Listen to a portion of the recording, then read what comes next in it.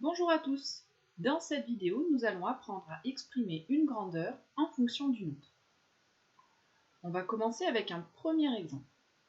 Je vais m'intéresser au périmètre d'un triangle équilatéral et ce périmètre va dépendre de la longueur de son côté. Je vous rappelle, le périmètre, c'est la longueur du contour du triangle. Donc imaginons que ce côté, je vais le nommer, je vais indiquer sa longueur et je vais l'appeler x, cette longueur. C'est-à-dire que je le nomme par une lettre parce que, à la place de cette longueur, je veux pouvoir mettre toutes les longueurs possibles. Je peux imaginer que ce x il vaut 2 cm, ou qu'il vaut 5 cm, ou 18,3 cm, enfin bref, peu importe. La longueur x, ici, on peut la remplacer par n'importe quelle valeur. Donc cette longueur, je vais pouvoir la faire varier. Maintenant, ce qui m'intéresse, c'est par rapport à cette longueur x, comment je vais pouvoir exprimer le périmètre de ce triangle. Eh bien, pour pouvoir calculer le périmètre de ce triangle, simplement, qu'est-ce que je vais faire?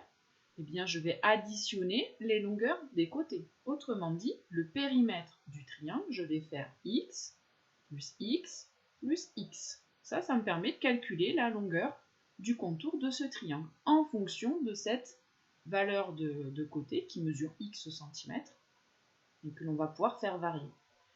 Et donc, j'obtiens x plus x plus x, que je peux noter plus simplement 3x.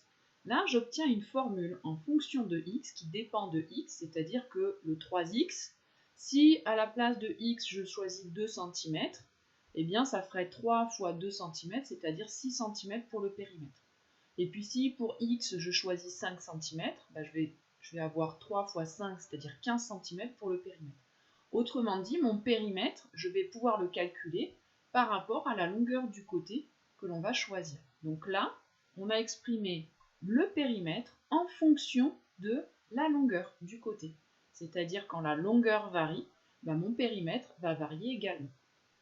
Voilà pour ce premier exemple. On va faire un deuxième exemple. Dans ce deuxième exemple, je vais m'intéresser à l'aire d'un carré. Et cette aire, elle dépend de la longueur du côté. Autrement dit, si je note petit c, la longueur du côté, même chose, à la place de cette lettre petit c, je peux indiquer les valeurs que je veux.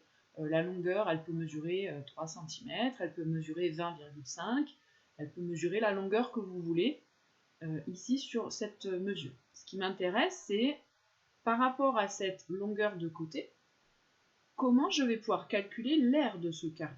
Pour calculer l'aire d'un carré, vous savez que l'on fait côté fois côté. Autrement dit, je vais faire C fois C, ce qu'on peut écrire C au carré. Donc ici, ce que l'on voit, c'est que l'on a exprimé l'aire du carré en fonction de la longueur du côté. Autrement dit, si à la place de C, je remplace par exemple, j'ai envie que mon côté mesure 2 cm, et bien dans ma formule, si je remplace mon C par 2 cm, 2 au carré, 2 fois 2, ça fait 4 cm carré. Ça me donnera l'aire du carré. Donc j'ai exprimé l'aire du carré en fonction de la longueur du côté. On a trouvé une formule qui dépend de la valeur de petit c. Alors nous allons faire maintenant un dernier exemple. Le tarif du cinéma. Alors on a un cinéma qui propose deux tarifs. Premier tarif, 11,50 € la place. Et un deuxième tarif, un petit peu moins cher, 7,50 € la place, mais il faut que vous ayez acheté une carte d'abonnement qui coûte 20 €. Donc, on va s'intéresser à combien nous allons payer en fonction là, du tarif 1 ou pour le tarif 2. Alors, on va imaginer que l'on va n fois au cinéma. Alors, on peut y aller 2 fois, 10 fois, 50 fois au cinéma. Mais, pour l'instant, on va faire varier le nombre de fois où l'on va au cinéma. On va l'appeler petit n. Donc, petit n, c'est un nombre entier positif, évidemment. On peut aller qu'un nombre de fois entière au cinéma, ici.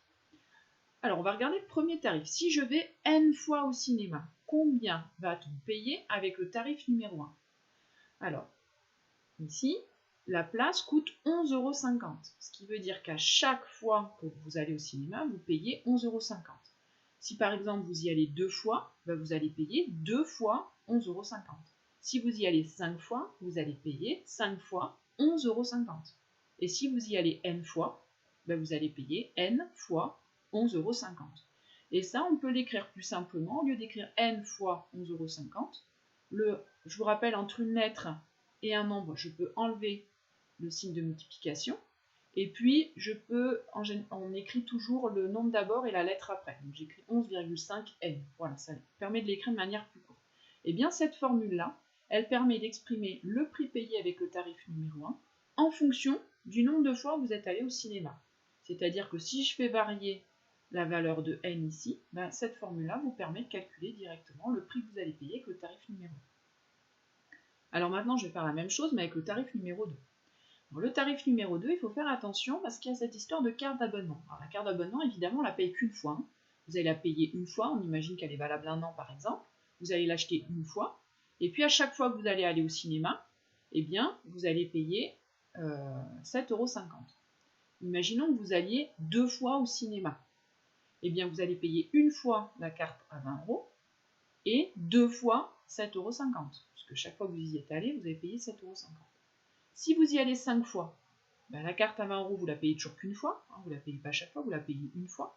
Par contre, vous avez payé 5 fois 7,50 €. Eh bien, si nous y allons n fois, on va payer une fois la carte d'abonnement, donc ici, plus 20, et n fois 7,50 €. Ce qui donne, si on l'écrit de manière simplifiée, je peux enlever le signe de multiplication entre la lettre et la valeur, on écrit toujours le nombre d'abord, la lettre après, plus 20. Donc on voit que le 20 ici, on le paye qu'une seule fois, c'est la carte d'abonnement. Donc j'obtiens la formule qui est là, 7,5n plus 20. Ça, c'est la formule qui permet de déterminer le prix payé en fonction du nombre de fois où vous êtes allé au cinéma. Donc là, on a déterminé encore 2 formules en fonction du nombre de places achetées. Voilà, nous avons terminé ces 3 exemples. Vous avez appris à exprimer une grandeur en fonction d'une autre. Et cette vidéo est terminée.